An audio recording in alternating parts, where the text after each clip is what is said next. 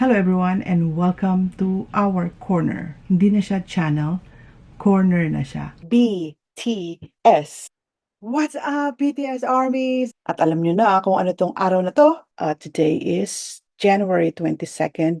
It's almost 1 o'clock and you know what day it is. It is the ticketing day for the BTS World Tour in Toronto or all over the world. So, this is the day. Hindi ko alam kung ako lang ba to, pero ako talaga, prinin ko yung map para alam ko kung saan ako uupo at dun lang ako pupunta na upuan. Hopefully, makuha ko yung seat na yun.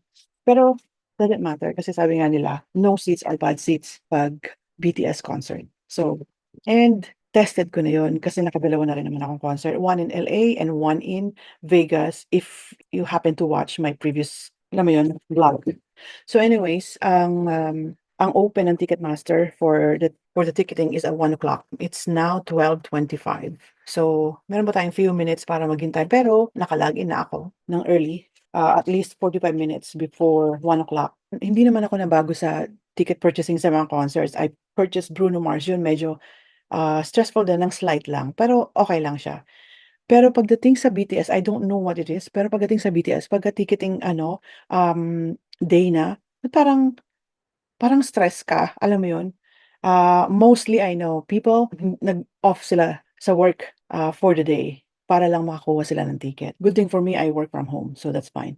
Kasi ang sabi ko nga dun sa isang army, 'pag ticketing day, hindi ka makakapag-function before and after makuha mo yung ticket. Kasi before the Ticketmaster opens, stress ka, eh, parang hindi ka mapakali.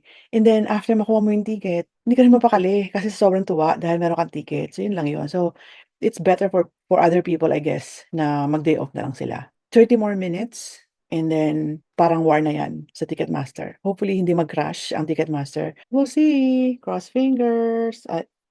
Paano ba? Cross fingers. I'm already in the waiting room, guys. It's 18 minutes to go. Oh my gosh.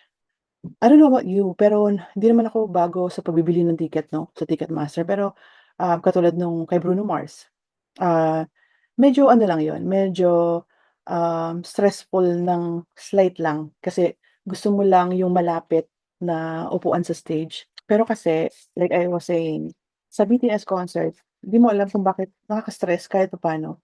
Pero anyways, good luck na lang sa lahat. Sana ay siguro 'pag na-post ko 'to, tapos na, nakabili na lahat at naghihintay na lang ng date ng concert. So, good luck sa mga nakakuha ng ticket and sa mga hindi naman nakakuha, hindi ko alam kung anong puwede kong sabihin. Pero siguro next time at saka abang-abang kasi alam ko merong mga magbebenta, marami ang magbebenta ng mga ticket, either sa Ticketmaster or yung personal. Pero, just make sure na 'pag bumili kayo is kilala niyo talaga yung pinagbibilhan niyo. Otherwise, baka ma-fraud kayo or maloko kayo. Okey, so ano lang, careful lang kayo, okey? So, 14 minutes in the waiting room, guys. 'Di ba parang pinapawisan ako ng slight lang. Teka lang, ito na naman yung aking pamaypay.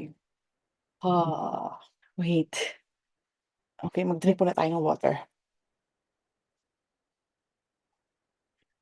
Si Abby nasa labas ng room para hindi busy yung room. Buti nga nagkaroon sila ng concert dito sa Toronto kasi 'di ba last time, um, pumunta pa kami ng LA, pumunta pa kami ni Abby ng Vegas. Parang sabi ko, "Toronto naman please para wala ng ano airfare." 'Di ba, at saka hotel, oh. Yung venue sa Toronto is Rogers Stadium. So, Rogers Stadium, not Rogers Centre, not Rogers Centre. Kasi before akala ko Rogers Centre 'no, hindi Rogers Stadium and it's outdoor. Ito yung stadium kung saan nag-concert si Coldplay. Alam mo yung ano, yung My Mistress and everything. Um, yeah, so I haven't been there, pero ang balita ko it's hard daw to get in and out. So, kasi malayo, kumbaga parang limited ang parking, I think. And, pero malapit siya sa subway. And then, one post I saw is that nung nag-Coldplay concert siya, umalis siya ng mga 30 minutes before the concert actually ended kasi hindi ka makakalabas ng gano'n-gano'n na lang. So, I don't know, we'll see this time kung anong ano. Minsan naman kasi masaya, eh, kahit na yung late ka na kahit natapos na yung concert and then late ka na lumabas, masaya pa din. Hopefully, hopefully makakuha ako talaga ng ticket. Kasi kung hindi ako makakuha ng ticket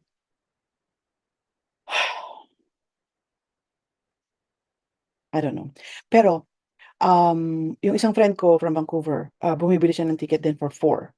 Dalawa sila nung anak niya, tsaka dalawa kami ni Abby. So, kung makakuha siya, 'di okey. 10 minutes, 10 minutes, 10 minutes to the waiting room, 10 minutes. Okay, guys, it's 4 minutes in the waiting room. Okay, 3 minutes, 3 minutes in the waiting room, 3 minutes in the waiting room. Bakit parang nakakanginig? Oh my gosh. No one is going to call me. No one is going to open this door behind me.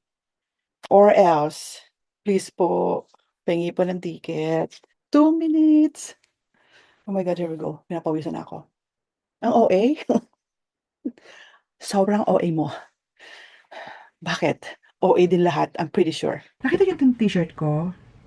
Take Two. This is one of their songs back in 2023, I think, bago sila mag-military, pumasok sa military. So yeah, I printed that. Luma na. Here we go. 2 minutes. 2 minutes. So sabi nila, pag nasa waiting room ka, huwag kang magre-refresh. Pero pag nandun ka na sa loob at gusto mo hanapin yung seats mo tapos nag-gray siya, pwede ka mag-refresh. Okay? So sana tama yung sinasabi nyo. Kung hindi, nako, ewan ko sa inyo. Yan, napanood ko lang yun sa post ng mga ibang armies. Sana legit. Okay, 1 minute.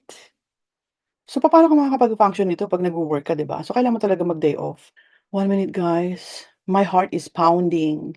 OA. No, talaga. My heart is pounding. Hindi lang halata, pero ayan o, less than 1 minute. Less than 1 minute, parang sumasakit likod ko. Ano yung mga disaster pag mga ganito, naghihintay ka ng ganito, nawala ng internet, alam mo yun, or battery, tapos nag-crash yung Ticketmaster, wag naman sana. Ayan, nag-snow na sa labas. I can see it because this is the window. Okay, sabi nila kailangan mo ng member number. Your membership number. Okay, sana wag ako magkamali. Anyways, I'm 47,774. Pasok kasi ang pwede sa venue is 56,000. So pasok ako, tingnan mo. Oh my God, si Mimi, 783 in the queue. Holy, hindi gumagalaw. My gosh. Oh my God, kausap ko si Mimi. 6:57 siya to start and then naging 5:21. Holy cow. Naku, Mimi, galingan mo. Oh my God. Renette, she's at 47,658 in the queue. Tapos hindi gumagalaw. Oh my God. Oh my God, si Mimi 63 na lang. What's happening? 46,691. Oh my God, ang tagal. Okay, I started with 47,658. It's now 46,691. Oh my. So be positive, guys. Be positive. Always be positive. Binabantayan ko kasi itong mga sinasabi ng mga co-armies ko. One, she's at 1447. Oh, Jackie, 1447. And then Renette, she's at 47,658. She's probably down by now. And then si Mimi, she's at 63 now. Okay, so hindi na siya gumagalaw. So I think she's already in. Guys, hindi madali maging fan. Akala nyo madali. Charot. Actually, pwede pa ako maglaban nito eh. 46,296. Oh, nag-down siya ng 45,969. Ganda ng color ng hair. Walang magawa, sorry. Okay, I'm now down to 45,405. So I was wondering kung yung mga tao na nandun na sa loob, kasi may mga problem na nag-a-arise like hindi pareho yung email nila sa Weavers and sa Ticketmaster, yun, mabu-boot out ka nun. O kaya yung payment mo, it's not there. Naku, stressful yun. Kasi mag-scramble ka pa paglalagay ng ano ng payment. O kaya nakalimutan mong isulat sa papel, katulad nito ako sinulat ko talaga sa papel yung, member ID or membership number. Yeah, so hopefully hindi yun mangyari sa'kin kasi sometimes may mental block, eh. Para kang ano, parang andiyan na lahat, nasa harap mo na, pero parang parang nagiging kang bobo. Parang nagiging kang bobo, 'di ba? Na parang hindi mo alam lahat kung ano nangyayari. Sobrang stress mo. Guys, I'm already at 44,700 lang naman. Almost 3,100 people are already gone out of the room. So nasa 44,571. Hopefully, all those 3,000 people, 3,100 people nakakuha ng ticket. Okay? So sana nakakuha kayo ng ticket. Okay, maghintay pa tayo. Kasi nasa 43 na guys. 43,000. Grabe, grabe daming tao. Ano ba yan? Actually, nung bumibili ako ng ticket kay Bruno Mars, nung nasa waiting room ako, and then nasa queue, nasa ano ako eh, 4,000 in the queue, and then, mabilis lang siya. Mabilis lang naman siya. Pwede mag-refresh, right? Parang sinabi ko kanina pwede mag-refresh, pero ngayon hindi ko na alam. Pwede mag-refresh pagka nandun ka na sa loob. Pero habang nasa queue ka pa lang, hindi ka pwede mag-refresh. Otherwise, you're going to lose your place. Sa mga nag-work talaga, okay, for example, nasa office ka, hindi talaga eh. Kasi parang, ano kayong, halimbawa, nag-sign in ka, nasa office ka, tapos may pupunta sa'yo ng mga ano mo, ganyan-ganyan, eh, malapit ka na doon sa queue. 'Di ba parang ayaw mo ng maraming tao, gusto mo ikaw lang. Kailangan ano ka, focus ka, 'di ba, yung ikaw lang, ang sakit. Okay, 42,000 na guys, 42,000. Parang ang bagal. Update tayo sa ating mga co-armies. Uy, walang nagsasalita. Tahimik ang chat. The chat is quiet. It's 1:15 na. So, 15 minutes na tayong naghihintay since nakapasok tayo sa queue. Wala talagang umiimik sa chat. Nakakuha ka ng ticket? Okay ka? VIP package? Oo, go! Oh, sige. Teka. Nakapasok ka na? Isa ko kaya nagpasok na naman ako ng iba buwisit. Anong nilagay mo na ano, yung global mo, hindi yung US? Hindi, US. US kahit hindi ka nag-renew? Nag-renew ako. Paano kaya? US ba o ano? Na-decline nga yung ano ko, hindi ko na itawag sa credit card ko. Hala, Oh my God, ayan na naman, dinecline na naman. Ano ba yun? sabi kasi tumawag. Tinawag ko na to eh, kasi yung sa Bruno Mars eh. Ito na naman, bakit? Oh my. Mimi, go. Ang gaganda pa naman ng VIP purple. Sila, second row. Uy, Mimi, bilisan mo. Naiiyak na ako. Bakit? Second row. Go! Ayaw? Ayaw ng credit card ko, teka itatawag ko. Okay, bye-bye. Okay. Okay guys, 41,000 na ako. 41,000. Si Mimi, what we're actually trying to do is bumili ng ticket, kasama sila. Okay, so nakakuha siya ng VIP, second row, but hindi siya nakatawag sa credit card.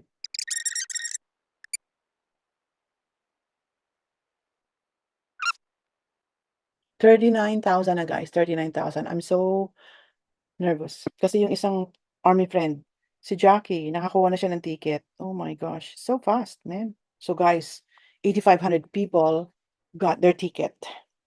Good for them. Congratulations, everyone. Oh my God, ang tagal. Ang tagal guys, naiinis na ako. Charot. Charot lang. Guys, I'm moving because I think it's my internet. I am moving. I'm moving here. No, not yet. I'm still. Oh my God. Because it's not moving. It's like 37,000 and it's not moving. Tita Jackie got her ticket already. Oh my gosh. It's taking forever. It's already 1:30. I'm so stressed. Oh my gosh. Okay, so let's try this again. Will you? Okay, at least I'm at 35,000. Sana man lang 3,500, no? Not 35,000. Oh my gosh. So annoying, huh? Ticketmaster, you're annoying. Anyways, yeah. Someone singing po in the background. Okay. I'm recording. So do you know this? It's one of those Korean thingy, kahai. So basically, what you do is um para hindi dry daw, go like this, and you go like that, and you go like this. Ito yung mga nakikita sa Korean drama. So they put something here and then here. And then magmumukha kang glass skin. Hindi naman. Ano ka lang, kumikintab ka lang. Kumikintab out. Yan, ganyan.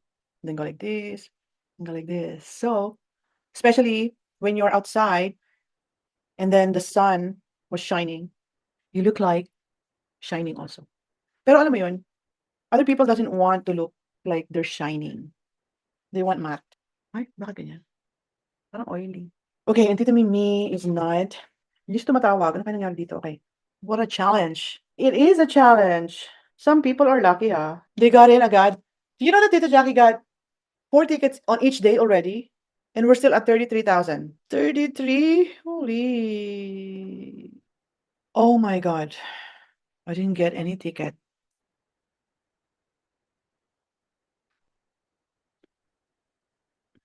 It kicked me out kasi wala ng ticket. Wala ng ticket. Oh my God. Having a headache. Anyways. Oh my gosh.